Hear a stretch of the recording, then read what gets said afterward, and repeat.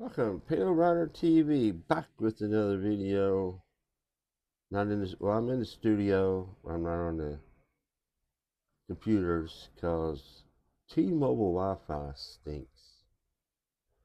I just ordered some new Wi-Fi AT&T. Until that comes in, I gotta do it on my phone. So here we go. Remember back in December of 2023, and truck chase, a slow truck chase in Houston, where they tried everything to get this guy out of the truck. Well, this driver now, he's got a lawyer, and he is filing a lawsuit. So here's the story from a station down there in Houston. Let's watch it and see what's going on. The driver of the 18-wheeler that led Harris County deputies on a 45-minute, 5-mile-per-hour chase is now suing the sheriff's office and the county after his charges were dropped. Fox 26's Sherman DeSalle has the latest, including some new claims from the man's attorney. Sherman. Yeah, it was a wild story. If you remember, it looked like a bizarre police chase, an 18-wheeler crawling down the freeway. But what happened after deputies surrounded that truck, that sparked the federal lawsuit. Well, tonight, the driver's attorney says this wasn't a crime at all, but just a medical emergency. A dramatic scene on the East Freeway in December of 2023 when deputies say they found an 18-wheeler blocking lanes. When they approached, the truck began moving slowly, never faster than 5 miles an hour, for 45 minutes.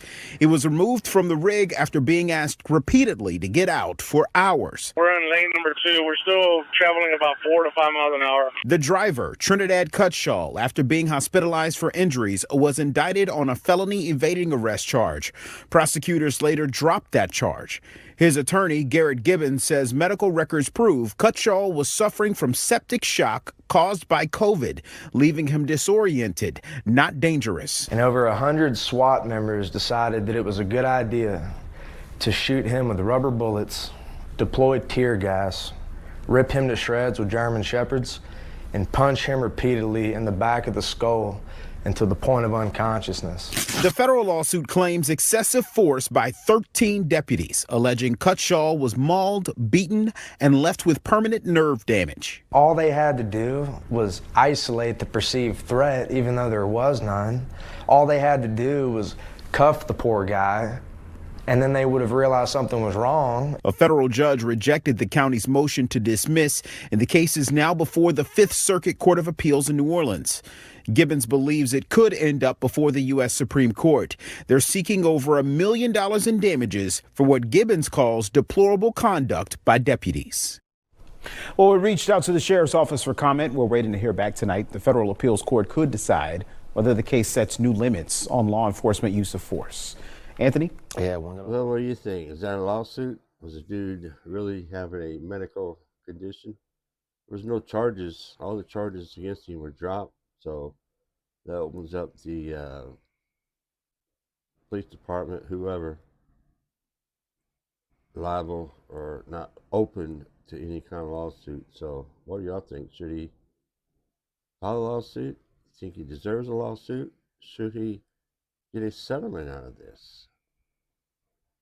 I think there's a lot of details in the beginning of this that don't know a lot about. So I will say, yeah, it was quite excessive to have that many people there and what they did to them. Remember the one up in Ohio where the driver wouldn't pull over, so they finally got him stopped.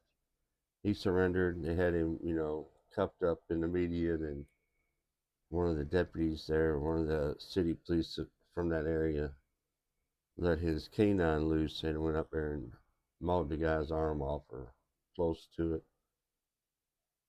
Just kind of like the same situation. I don't know. I think I have to get more details so I'll make my final thoughts on that, but it was quite excessive for a 5-mile-an-hour chase. Oh well. That's my opinion. Let me know in the comments what y'all think about this situation. I appreciate everybody watching. Everybody have a good day and stay safe.